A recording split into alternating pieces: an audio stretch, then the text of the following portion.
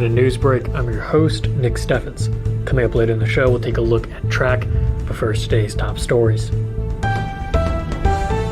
Iowa lawmakers have sent a 1,513-page bill to the desk of Governor Kim Reynolds that promises to take the state from 37 state agencies down to 16, a move advocates say will streamline government services and save taxpayer dollars.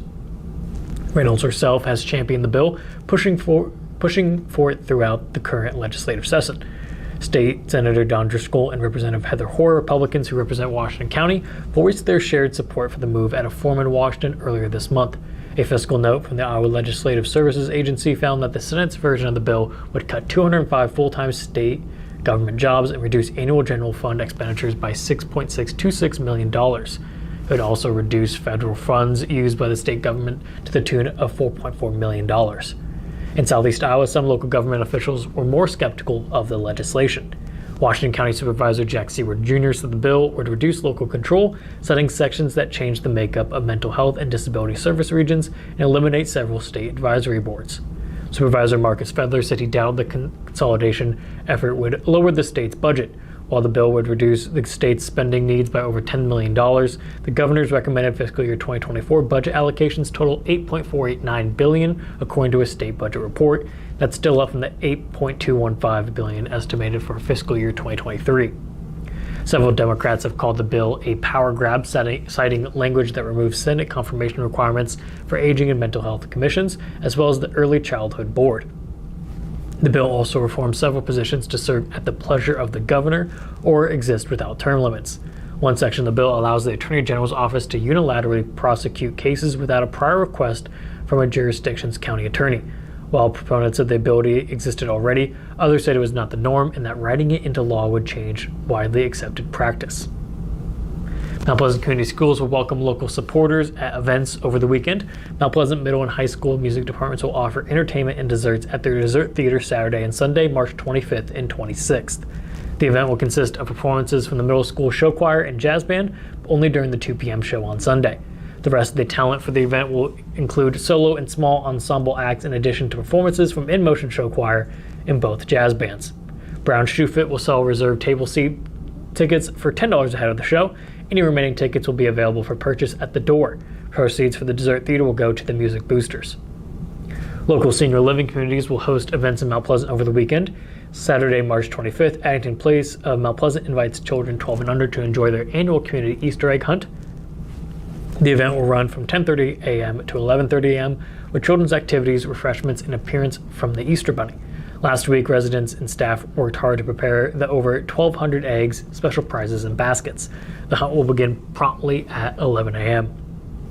For questions about this event, you can call 319-385-7227. We're going to take a quick break, and when we come back, we'll take a look at the weather and sports.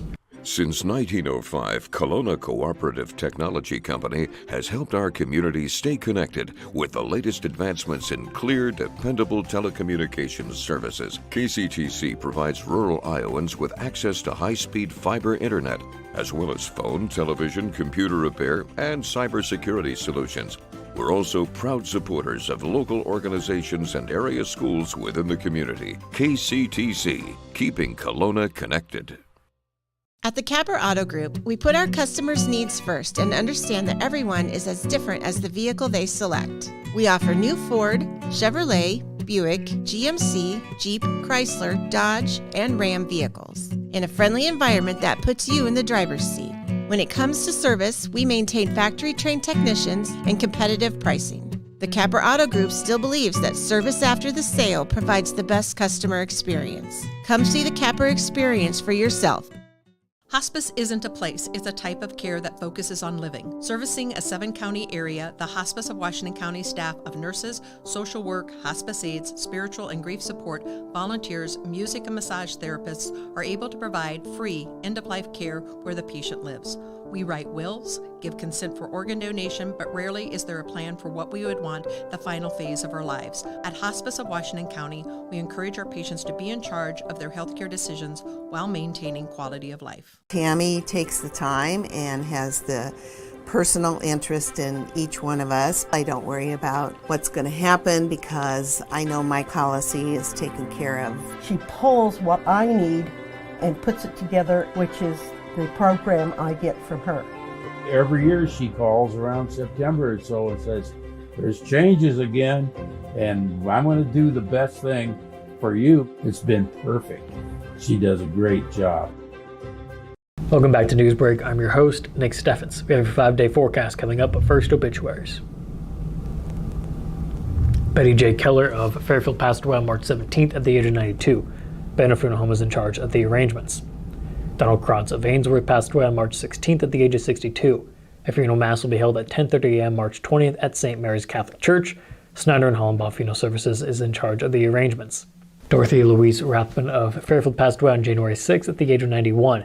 Memorial service will be at 11 a.m. March 25th at the First Baptist Church. Pamela Williams of Washington passed away at the age of 66. The family will gather later to honor her life. Jones and Eden Funeral Home is in charge of the arrangements. Tina Murphy of Washington passed away on March 13th at the age of 77. Memorial service will be held at 1:30 p.m. April 16th at the Jones and Eden Funeral Home. Mary Sue Coffin of Linden, Illinois passed away on March 12th at the age of 80. A service will be held at 2 p.m. April 29th at the Linden Cemetery with a celebration of life to follow. McDonald Funeral Home is in charge of the arrangements. Those obituaries, it is now time for your 5-day forecast.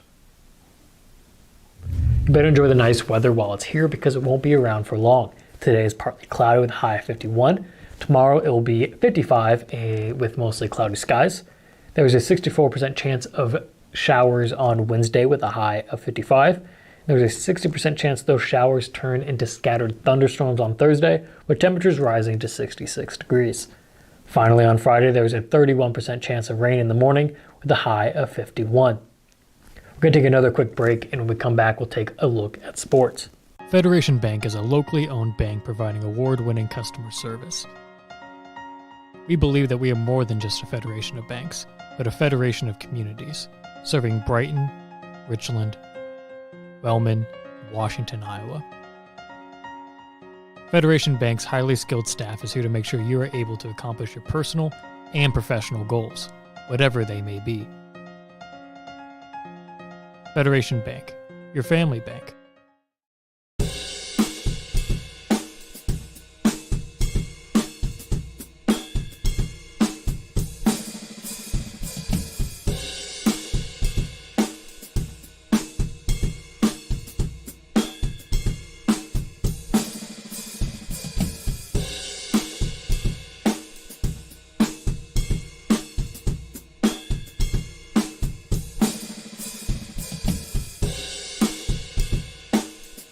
Family owned and operated by Andy and Sarah Ross. Ross Auto has been your vehicle repair and maintenance headquarters since 1935. We specialize in all makes of cars and light-duty trucks. With our variety of available services, let us help you keep rolling and your vehicle operating efficiently. Services include general auto repair, alignments, brakes, fuel injection, and more. Schedule your appointment today at 319-653-5656. That's 319-653-5656. Welcome back to Newsbreak. I'm your host, Nick Steffens. It is now time for sports. Sports, brought to you by Fairway.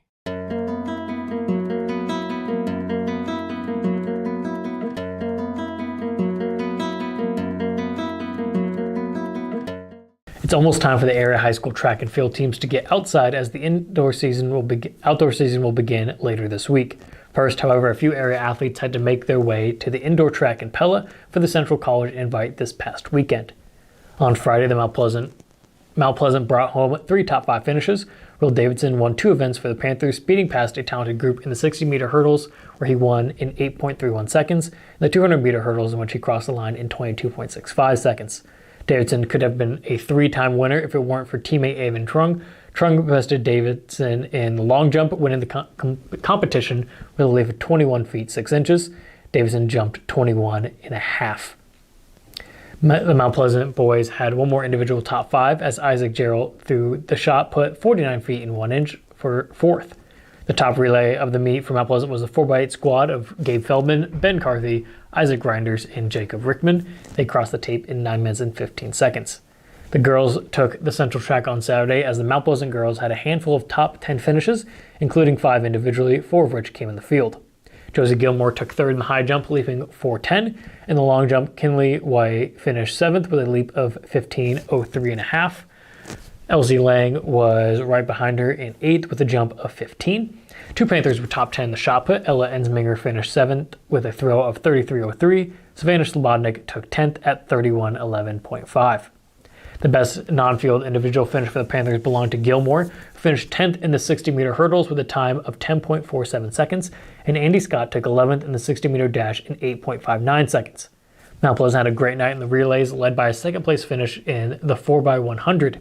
The Panthers 4x100 squad of Bailey Jalis, Tristan Scholl, White, and Scott took second in 1 minute and 55 seconds. The Panther B squad of Relena Van Duren, Courtney Raub, Micah Carter, and Josie Gilmore was sixth in 1 minute and 58 seconds. Mount Pleasant's 4x8 squad of Emma Welcher, Alexis Wagner, Aaliyah Graber, and Abby Carthy was sixth in 10 minutes and 53 seconds.